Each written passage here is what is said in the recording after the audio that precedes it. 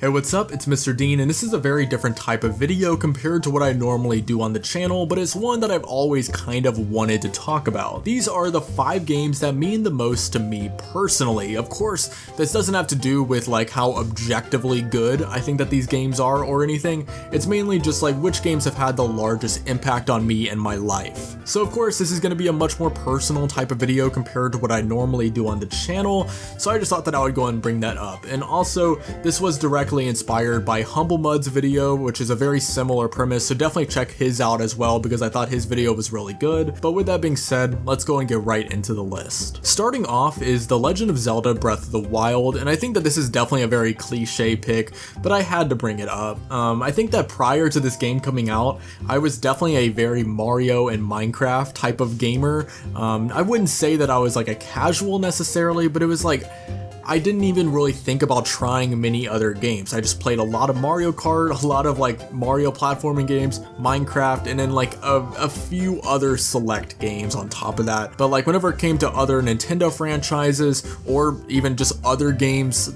I just didn't have that like stepping stone experience to get me in to, you know, the whole gauntlet of gaming at large. And that's where Breath of the Wild really steps in, because whenever the Switch originally came out, it was the first Nintendo console I got at launch. Breath of the Wild was really the only like notable game to play for like the first month or so. And so whenever the Switch came out, Breath of the Wild was like, okay, I guess everyone's talking about how good of a game this is supposed to be.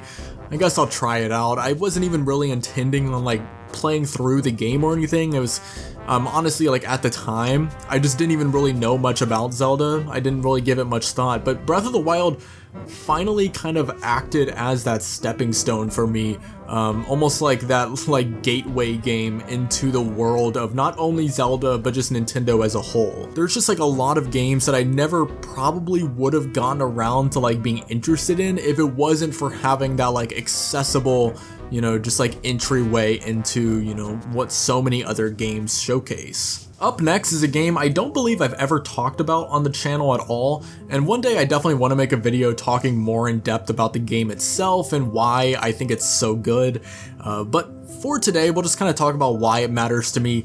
Specifically, I'm referring to Celeste. Celeste is one of my favorite indie games of all time. Honestly, it's just one of my favorite games, just period. For anyone that's unfamiliar with what it is, essentially you play as Madeline, and Madeline is trying to climb Celeste Mountain, and the game kind of acts as a symbol for like mental health, whether it be like depression, anxiety, and just like all different sectors of what mental health encompasses. And I'm someone that's always kind of dealt with an anxiety disorder, so I remember whenever I first played Celeste, the game already spoke to me on that first playthrough, and this was before I really dove into, you know, like some of the smaller motifs that the game had to offer. Little things like how the game encourages you to fail. Like little things like whenever you jump off, you die, and then you just immediately respawn. The game actively kind of encourages you to do that, and it kind of acts as this catalyst for like, you only improve whenever you fail at what you're trying to do. So in this case, while it may be seen as, you know, something small like in a video game, it can be applied to real life as well, and I think that that is a beautiful thing. However, in Celeste, there is one specific scene that matters to me more than any other in the game. That is where there's one part where Madeline and Theo go on a little gondola in order to traverse across the mountain, and Madeline has a panic attack, and Theo teaches you this little trick to use a feather that's falling down, and then in your mind have to like keep the feather floating up in the middle of the screen.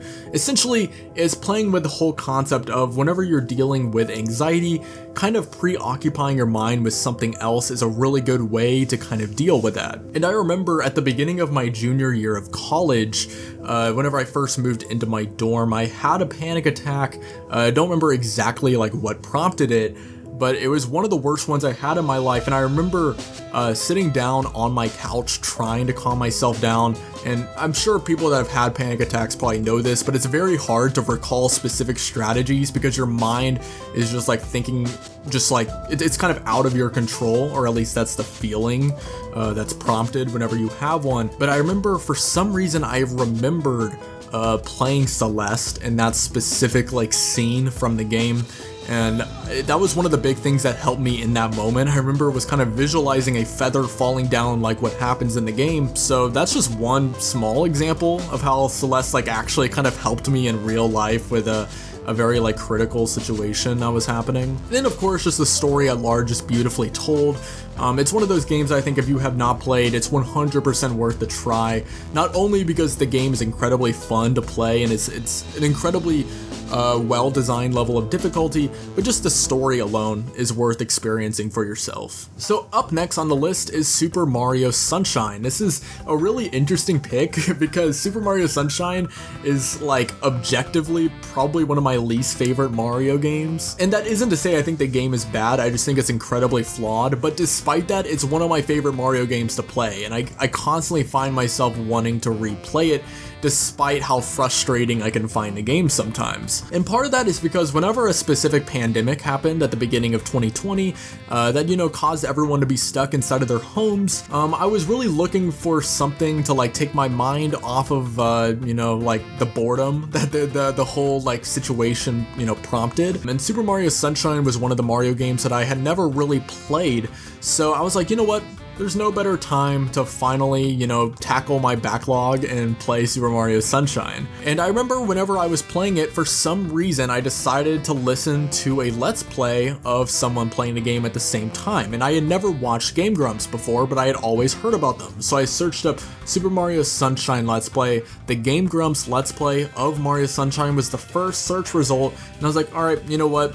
I'll throw this on in the background, almost like I'm like listening to a podcast while I'm playing the game, and I ended up really enjoying it. Not only the game, you know, I had a lot of fun playing it despite there definitely being frustrating moments, but whenever I was listening to the Game Grumps, I was like, wow, these guys are really funny. And this was kind of like in the early era of Game Grumps as well, whenever you know, there was just like that certain dynamic between Dan and Aaron, and it really did captivate me, so I found myself kind of like researching into who they were as well, because I was like, okay, these guys seem really cool. And Dan Avidan is one of the two hosts, and I remember finding Ninja Sex Party through Dan Avidan, since that's his like comedy band, and that slowly kind of sparked my love of music, because nowadays music is one of my favorite, you know, like hobbies to just like indulge in.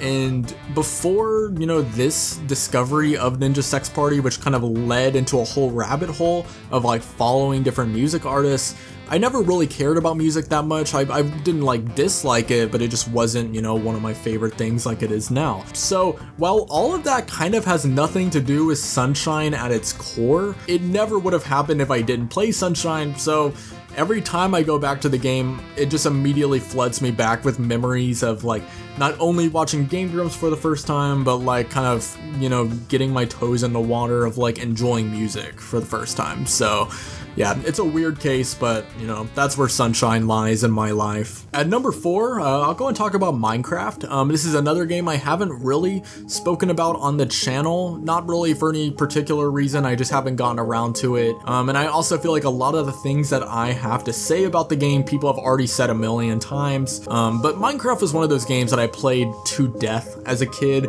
I kind of grew up in like Minecraft's prime, so me and all of my friends used to play Minecraft, and it was a really good gateway for us to kind of bond together. And this was both playing Minecraft Survival, Minecraft Creative, multiplayer servers like Hypixel, back whenever Mineplex was a thing, back whenever, I don't know, like just like random servers like that were popping off. I also remember a lot of Minecraft YouTubers back in the day. Some kind of turned out to not be the best, you know, people, to put it lightly, but back in their prime, a lot of them did kind of inspire me to get into content creation, especially since a lot of my first videos were Minecraft videos, and a lot of them aren't on YouTube anymore, unfortunately, and a lot of them I've kind of lost to this day, but the ones that I still have, every once in a while I'll go back and rewatch and just kind of like reminisce on where it all started. Structure's on and bonus is off. This is going to be 100% legit. Hello guys, and we are playing on the high.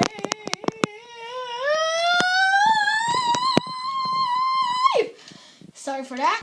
You know, it was kind of like my first, you know, experience with trying out making videos. So yeah, Minecraft, it's just kind of like a basic pick. It's very similar to Breath of the Wild, where I just have a lot of early gaming memories with it, and it's still a game that has that very infamous like 2-week Minecraft phase that I still find myself falling into, where like 2 weeks out of the year I might, you know, just like play with a group of friends, and then after that 2 weeks it's another year before I play the game, but I still find myself every once in a while falling into it. And then finally, if I had to say what's probably my personal favorite game of all time, depending on the day, my answer is probably Mario Kart Wii. And above even Minecraft, Mario Kart Wii is probably the most vital game for like inspiring me to get into like making videos, whether it be editing or just like narrating or whatever.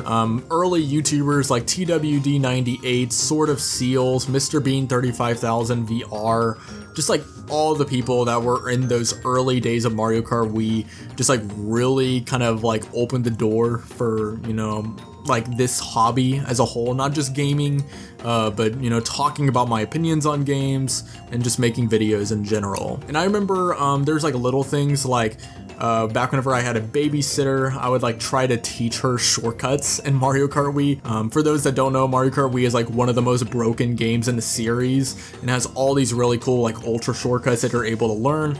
So I remember that was really fun back in the day, like whenever I was in elementary school. But yeah, those are just like the 5 games that mean the most to me personally.